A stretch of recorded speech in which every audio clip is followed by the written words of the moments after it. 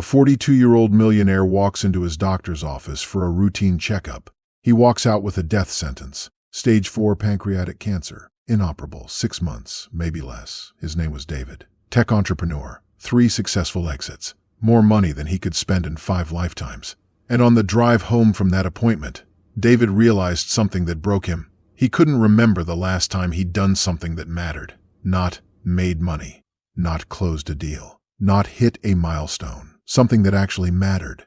He sat in his luxurious car in the parking lot of a Whole Foods and started making a list on his phone. Things I've been putting off until I had time. Call his brother. They hadn't spoken in 4 years over something he couldn't even remember. Learn to cook. He'd been ordering takeout for a decade. See the Grand Canyon. It was on his bucket list since he was 12. Tell Jennifer, his ex-wife, that the divorce was his fault, not hers. Meet his daughter more often. He'd been too busy every time. The list got to 47 items before he stopped. 47 things he'd been saving for when he had time. And now he had 47 days, maybe less. Here's what David wrote at the bottom of that list. And this is the sentence that's going to haunt you. I spent 20 years building a life I was too busy to live. Today, you're going to learn about a 103-year-old woman in Okinawa, Japan, who wakes up every morning with more purpose than most 30-year-olds. You're going to learn why the Western world completely misunderstood Ikigai and how that misunderstanding is quietly destroying millions of lives. And you're going to learn what David Chen discovered in his final 47 days that most people never figure out in 80 years. But first, I need to tell you about the moment everything changed. Before we go deeper, hit that subscribe button. And here's why I'm asking. This isn't a feel-good video. This is going to make you uncomfortable. Because I'm going to ask you a question at the end that you've been avoiding. And if you're serious about answering it, really answering it, you need to be part of this community. Drop a comment right now. What's the one thing you're putting off until you have time? Be honest. Because David had 47 things on his list. You probably have more. I'm grateful you're here. Let's get back to the story. David wasn't supposed to die at 42. He was rich, successful. He had the best health insurance money could buy. He worked out with a personal trainer 3 times a week when he remembered. But cancer doesn't care about your net worth. The first week after his diagnosis, David did what any logical person would do. He fought it, sought second opinions, third opinions, flew to Johns Hopkins, Mayo Clinic, MD Anderson. Every doctor said the same thing: we're sorry, there's nothing we can do. Make the most of the time you have left. Week 2, David had a board meeting for his largest company. He sat there listening to the CFO present Q3 projections, revenue growth, market expansion, 5-year plans, and something inside him snapped. He stood up in the middle of the presentation and said, "I'm dying. I have maybe 3 months. And I just realized I don't care about any of this." The room went silent. I've spent 20 years in rooms like this, talking about numbers that don't matter, chasing goals that won't matter when I'm dead, and I'm out of time. He walked out, leaving everyone astounded. David spent the next 3 days in a coffee shop doing what he called the deathbed audit. He made 4 lists. List 1, things I'm proud of. Started 3 companies, made investors wealthy, provided jobs, built innovative products, had a daughter. 6 items. List 2, things I regret. This list took an hour to write. And when he was done, it had a lot of items. Never learned to play guitar like I wanted. Missed Emma's 7th birthday for a pitch meeting. Didn't attend Dad's funeral because I was closing a deal. Let my marriage die because I couldn't log off. Never told Marcus I was sorry. Forgot what my daughter's laugh sounds like. Haven't read a book for pleasure in 12 years. The list went on and on. List 3, people I need to talk to before I die. 17 people. Most he hadn't spoken to in years. List 4, things I wish I'd done but never did. This was the list that destroyed him. Because it wasn't exotic dreams. It wasn't climb Everest or sail around the world. It was small things, ordinary things. Have coffee with Dad every Sunday. His father had been dead for 3 years. Teach Emma to ride a bike. She was 16 now. Too late. Say yes when Jennifer asked me to go for walks. She'd stopped asking after the first year. Learn to cook one meal really well and make it for people I love. Sit on the porch and do nothing but watch the sunset. David sat in that coffee shop and cried for the first time since childhood. Not because he was dying, but because he realized he'd been dead for 20 years. His body was alive. His bank account was healthy. But he, the person underneath all the achievements, had disappeared. He pulled up an old photo on his phone.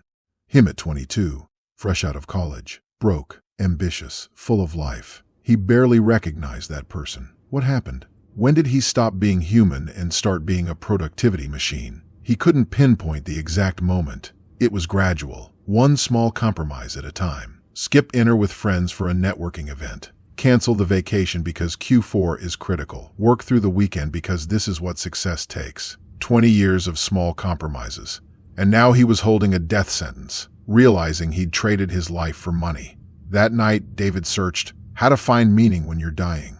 The search results were useless. Articles about legacy, bucket lists, making peace with death. But then he found something different. An article about Okinawa, Japan. The headline: the island where people forget to die and why they don't want to. The article was about centenarians in Okinawa, people living past 100. But more importantly, people who wanted to keep living. No nursing homes, no waiting to die. These were 95-year-olds gardening at dawn, teaching children, cooking for neighbors, laughing with friends. One line stopped David cold. In Okinawa, they don't have a word for retirement. Because when you have Ikigai, you don't count down to the end. You wake up for the beginning. Ikigai. David had heard the word before. Every productivity guru talked about it. Find your Ikigai. Find the intersection of passion, mission, vocation, and profession. But this article said something different. The Western interpretation of Ikigai is a bastardization, a career coaching tool. The real Ikigai isn't about finding the perfect job. It's about finding a reason to wake up that's bigger than yourself. David made a decision that would have seemed insane 3 weeks ago. He booked a flight to Okinawa, one way. If he had 47 days left, maybe less, he was going to spend them figuring out what these centenarians knew that he'd missed. His lawyer thought he was crazy. David, you should be with family, getting your affairs in order. David replied, I've spent 20 years getting my affairs in order. I'm going to spend my last days getting my life in order. David arrived in Ojimi, a village in northern Okinawa famous for its centenarians. Population, 3,000. Average age, 84. The first thing he noticed, everyone was busy. Not busy the way he understood it. Not stressed, not rushing, but engaged, purposeful. A 97-year-old woman was tending her garden at 6 a.m. An 89-year-old man was teaching a teenager how to repair fishing nets. A group of elderly women were preparing food for a community dinner, laughing so hard one of them had to sit down. David approached a man sitting outside a small house carving wood. His hands were weathered, but steady. Excuse me, do you speak English? The man looked up and smiled. A little. You are a visitor? Yes. I'm here to learn about Ikigai. The man laughed. American word now. Everyone wants Ikigai. But they want it like pizza delivery. Fast. Easy. He gestured to a stool. Sit. I am Takeshi, 103 years old. David sat. 103 years old. This man was born in 1921. You don't look 103. Takeshi shrugged. My body is old, but my Ikigai is young. That's what I'm here to learn about. I'm dying. Cancer. I have maybe 6 weeks left. And I realized I've been alive for 42 years, but I don't think I've ever really lived. I want to understand what you have that I missed. Takeshi was quiet for a long moment. Then he said something David didn't expect. You are not dying. You are already dead. You just don't know it yet. What? Dead man walking, very common in your country. Rich, successful, already dead inside. Now body just catching up. David felt anger rise, but then it faded, because Takeshi was right. So, how do I come back to life? Takeshi smiled. You are in right place, but you must understand, Ikigai is not thing you find. Ikigai is thing you build, every day. Small stones, big wall. Over the next week, David followed Takeshi. Every morning, 5 a.m., Takeshi woke up. Not with an alarm. He just woke up, because he wanted to. First thing, he walked to a small shrine in his garden and said prayers for his ancestors. Why do you do this? David asked. Because I am part of long chain. My grandfather's grandfather gave me life. I honor that. I remember I am not alone. I am continuation. After prayers, Takeshi spent 2 hours in his garden. Not because he needed the vegetables, but because the garden needed him. This tomato plant, I planted it 5 years ago. Every morning I check on it. I talk to it. I make sure it has what it needs. Garden is like grandchild. I must tend it. David found this absurd at first, talking to plants. But he watched Takeshi's face as he worked. There was joy there, purpose, connection. After the garden, Takeshi carved wood. He was making a toy boat for his great-great-grandson. "This will take me 3 months," Takeshi said. "But boy will have it his whole life. When I am gone, he will remember great-great-grandfather made this for me." David did the math. "But you said you're 103. 3 months, maybe I die before I finish. Then someone else finishes. But I work today. Tomorrow maybe I work tomorrow. Maybe not. But today, I work." That evening, Takeshi brought David to a community dinner. 30 villagers ages 7 to 101 eating together. Everyone had a role. The children set tables. The elders prepared food. The middle-aged served. Everyone contributed. An 87-year-old woman named Hana sat next to David. "You are the American who is dying, yes?" David was taken aback. "News travels fast. Small village," she smiled. "I also was dying. 40 years ago. Doctor said 6 months. Here I am. How? I found my Ikigai. Before diagnosis, I was like you. Always busy. Always achieving. Then cancer. Then I thought, what is point of my life? What did you decide? I decided my Ikigai is to make people laugh. That is all. Not important job. Not big achievement. Just, can I make someone laugh today? If yes, then day is good." She pointed around the room. "Everyone here has Ikigai. Takeshi's Ikigai is to teach the old ways. Yuki's Ikigai is to care for her grandchildren. Kenji's Ikigai is to keep the shrine clean. Small things. But together they make village alive." David felt something crack inside him. "I don't have anything like that. I built companies, made money. But I never made anyone laugh. I never taught anyone anything that mattered. His voice broke. Hana put her hand on his. "You have time. Not much, but enough." That night, David couldn't sleep. He kept thinking about Takeshi's garden, Hana's laughter, the toy boat that would take 3 months to carve. These people weren't achieving. They were being. And in that being, they had found something he'd never had. A reason to wake up that wasn't about proving anything to anyone. On his 8th day in Ojimi, David had a breakthrough. He was sitting with Takeshi watching the sunset. "In America, they teach Ikigai as 4 circles," David said. "Passion, mission, vocation, profession. Find where they overlap. That's your Ikigai." Takeshi frowned. "No, that is American invention, career advice, not Ikigai." "Then what is Ikigai?" Takeshi drew a simple circle in the dirt. "Ikigai is answer to one question, why do I wake up?" He looked at David. "What is your answer?" David thought. Before the diagnosis, he would have said, to build, to achieve, to win. Now, he had no answer.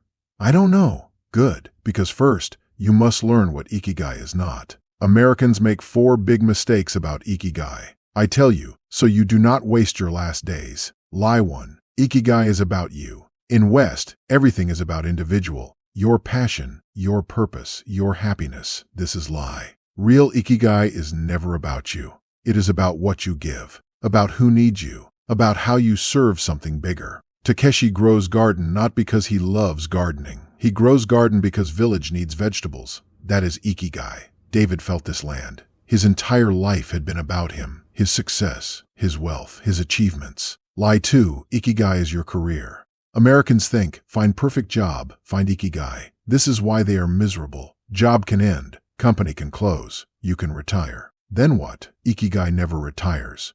Ikigai is reason to wake up on Saturday, on holiday. When you are 103 years old. I stopped working 38 years ago, but I never stopped having Ikigai. Lee 3, Ikigai is one thing. Western people want the answer, the purpose, one big thing. No. Ikigai is many things, small things. My Ikigai is my garden, and teaching young people old ways, and carving toy for great-great-grandson, and making sure shrine has fresh flowers, and making Hana laugh at dinner. Many small reasons. Together, they make big reason. David thought about his life. He'd put all his eggs in one basket, success. When that became empty, he had nothing.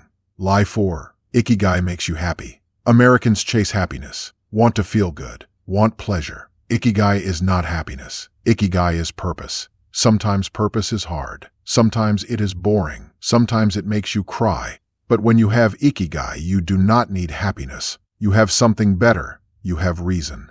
David sat with this for a long time. Then he asked, how do I find my Ikigai? I have maybe 5 weeks left. Takeshi shook his head. Wrong question. Question is not how do I find. Question is, what needs me? What needs me? David asked, yes. Not what do you want. Not what makes you happy. What needs you? Maybe your daughter needs you to finally be a father. Maybe your brother needs you to apologize. Maybe there is someone in your life who needs to hear, I see you. You matter. Start there, not with big purpose, with small need. Who needs you today? That question hit David like a freight train. Who needs him? His daughter, Emma. He'd been an absentee father for 16 years. His ex-wife, Jennifer. He'd never apologized for the way he ended things. His brother, Marcus. They hadn't spoken in 4 years over something so petty he couldn't even remember what started it. His employees. He'd built companies but never actually connected with the people who made them run. That night, David did something he usually sets a routine for. He called his daughter. Dad? Emma's voice was cautious. They hadn't spoken since her 15th birthday. He'd sent money. She'd sent a thank you text. That was their relationship. Hey, Em, I need to tell you something. David told her everything. The diagnosis, the timeline, the village in Okinawa, what he'd learned. And then he said the hardest words he'd ever spoken. I've been a terrible father, not just absent, worse. I was there, but I was never present. And now I'm out of time. But I need you to know you deserved better. You deserved a dad who showed up. And I'm sorry I wasn't that. Silence. Then Emma started crying. I used to think it was my fault, that I wasn't interesting enough for you to want to be around. David's heart shattered. God, Em, no, it was never you. It was me. I was chasing something that didn't matter and missing the only thing that did. So what now? Emma asked. I don't know.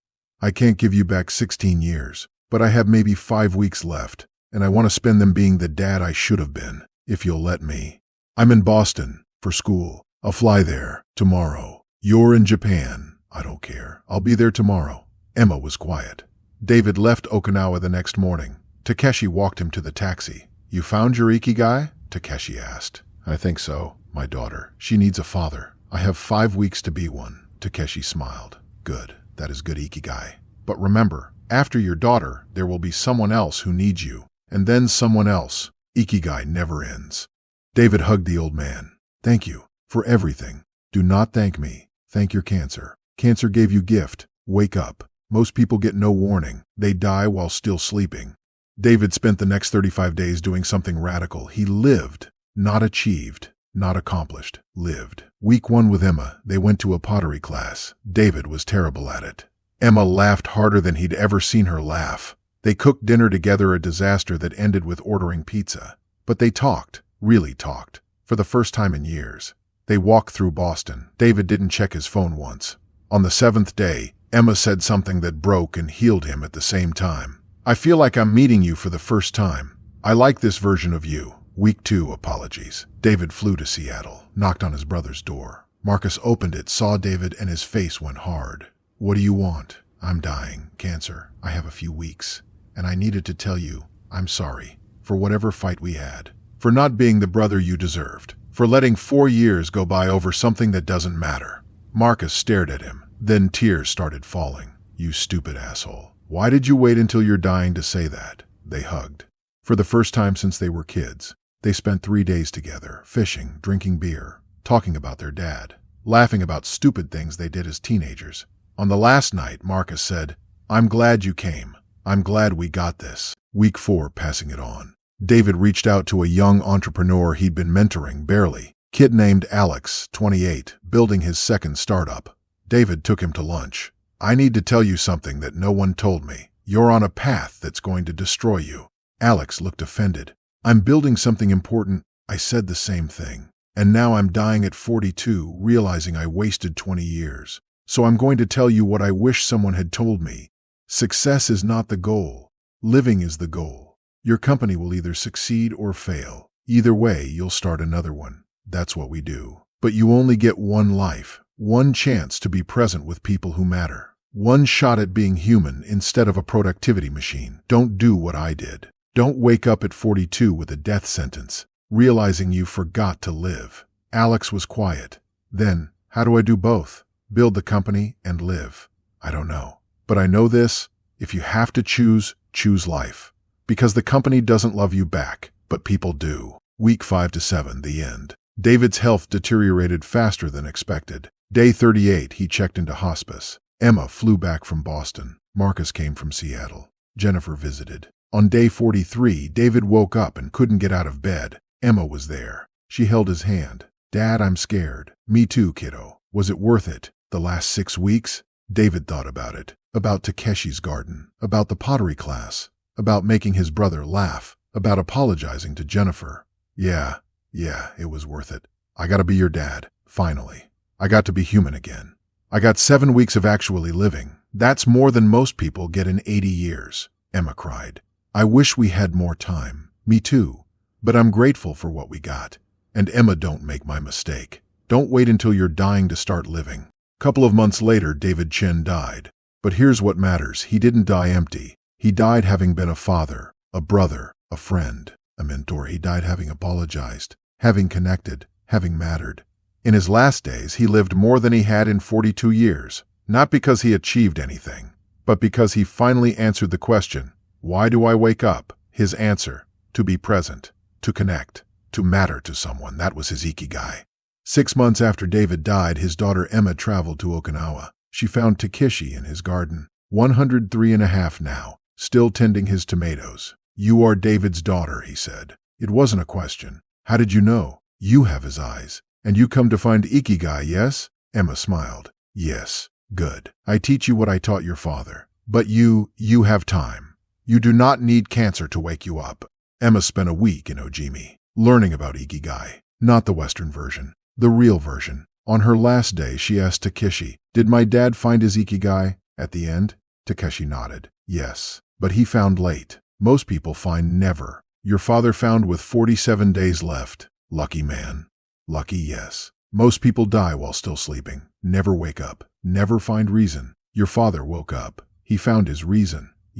His brother, his ex-wife, the young man he taught. Small reasons. Good reasons. Emma wiped tears from her eyes. "What should I do now?" Takeshi smiled. "What needs you? Start there. Not what do you want. Not what makes you happy. What needs you." Emma thought about it. Her younger cousin struggling with depression. He needed someone to check on him. Her mom overwhelmed with caring for her aging parents. She needed help. Her roommate going through a breakup. She needed a friend. Small things. But together, they were a reason to wake up. "I think I understand," Emma said. "Good. Now you go live, not achieve. Live. Wake up every day and ask, what needs me today? Do that. That is Ikigai." Before David died, he wrote a letter. Emma found it in his belongings. It said, "To whoever reads this, I wasted 42 years chasing success. I thought success was money, achievement, status. I was wrong. Success is waking up with a reason. Success is being needed. Success is connecting with someone who matters. I found this with 47 days left. You have more time than I did. Don't wait for a diagnosis. Don't wait for a crisis. Ask yourself right now, what is my Ikigai? Why do I wake up?" If your answer is money, career, achievement, you're already dead. You just don't know it yet. Find what needs you. Start there. Build from there. And when you're old, when you're dying, you'll look back and think, I lived. I really lived. That's all that matters. Now I'm going to ask you the question you've been avoiding. What is your Ikigai? Not what you do for work. Not what you're good at. Not what makes money. Why do you wake up? If you can't answer that, if you have to think about it, you're in danger. You're on the same path David was on, building a life you're too busy to live. Here's your homework. Tonight, before you sleep, write 2 lists. List 1, what currently fills my time? Be honest. Work, social media, Netflix, errands, obligations. List 2, what needs me? Who in your life needs you to show up? What in your community needs your attention? What purpose bigger than yourself needs you to serve it? Ikigai isn't found. It's built, one day at a time, one small action at a time. Takeshi's tomatoes didn't grow in a day. He tended them every morning for 5 years. Your Ikigai is the same. You don't find it in a weekend workshop. You build it through daily decisions to show up for what needs you. David Chen had 47 days. You have more. Don't waste them. If this video changed something in you, drop a comment. What needs you? 3 words. That's all. What needs you? And then tomorrow morning, wake up and do something about it. Because here's the truth David learned too late. You can spend your whole life achieving and die empty. Or you can spend your life serving what needs you and die complete. The choice is yours. but don't take 42 years to figure it out. Until the next video, remember your Ikigai.